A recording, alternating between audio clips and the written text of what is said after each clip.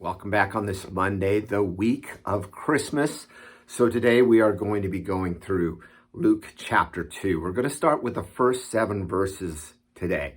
Now, this is a well-known passage, so it might be that I'm not sharing too much new with you, but on the other hand, there are some things that I think we need to look at and discuss a little bit so that we can better understand what God is saying to us in these passages. So let's begin. Luke 2, verses 1 through 7. In those days, a decree went out from Caesar Augustus that all the world should be registered. This was the first registration when Quirinius was governor of Syria, and all went to be registered, each to his own town.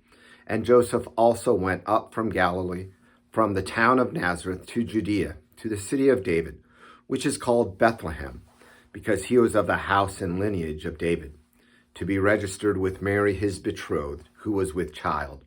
And while they were there, the time came for her to give birth. And she gave birth to her firstborn son, and wrapped him in swaddling cloths, and laid him in a manger, because there was no place for them in the inn. Notice a detail in the first 2 verses. It shouldn't surprise us again, because Luke said that he was going to be giving a well-researched and well-thought-out account of Jesus and who he was. So he focuses on who was in charge. Caesar Augustus. Decree went out from him that the world should be registered. Now, it's wrong to use that word as taxed. We get the idea that this registration was for a taxation.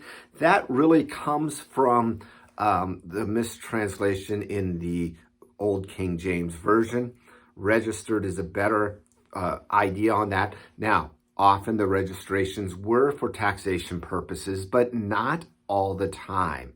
So that is something that we need to consider. It says that this was the first registration when Quirinius was governor of Syria. This is has some people have called into question the dating of this, saying that it isn't accurate. Wikipedia, for an example, I looked at that and saw that isn't what is right. But digging in, there are other explanations. Really, they set up Josephus, the historian, a Jewish historian, up against the Bible, saying, well, the Bible can't be true. Josephus must be, on the dating of all of this. Josephus, by the way, is not known to be the most accurate on things. Some of his dating is off in other areas with what is proven. So realize that that argument doesn't hold up. Just know that this counting, this census, different ways that it could be understood is this was before the registration when Quirinius was governor of Syria. In other words, that it wasn't the first registration. Or it could be that Quirinius was governor of Syria earlier, that he had 2 reigns there, as some different people do. Plus, the wording for the word governor would be better translated as one who had authority in Syria, I guess you could say. So not necessarily a governor, but one in authority. Maybe that authority was different than being the governor. A lot of uncertainty there, but we do know that that this idea of Quirinius needed, being governor and all of this happening, needed to be before King Herod died in 4 BC. So BC does not end when Jesus was born. BC was actually, the changeover as actually about 5 years after Jesus was born. And it was due to an error when calculating Jesus' birth hundreds of years ago. So a little bit of detail on that. Often we say it was at 0. No, it's actually at 5 BC, before King Herod died.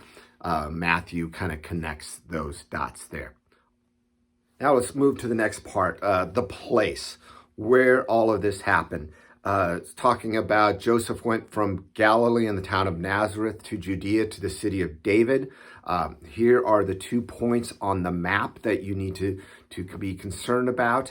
Bethlehem was not far from Jerusalem, so it meant that they were able to that they needed to go up. It was a rough ride, most likely. Moving up from Jericho was not known to be a good way, that there could be a lot of robbers in that area there. The point of it is, it wasn't a simple journey. About 80 miles when someone is pregnant is not the best, right? To Bethlehem is where they were going. Bethlehem, if you remember from 1 Samuel, was where Jesse lived, the father of David, that David was a shepherd boy there, that Samuel was called to anoint one of Jesse's sons as king.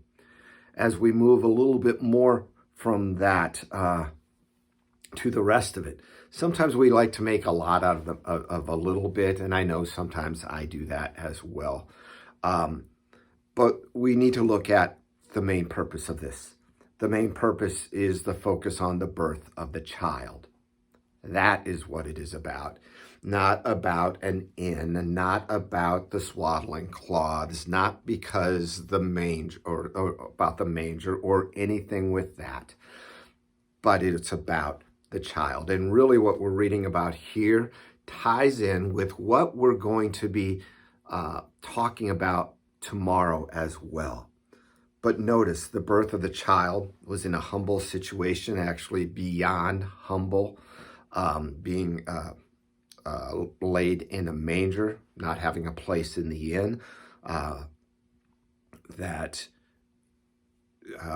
also the being wrapped in swaddling cloths. There's a lot of discussion on what that means, but simply that is the description.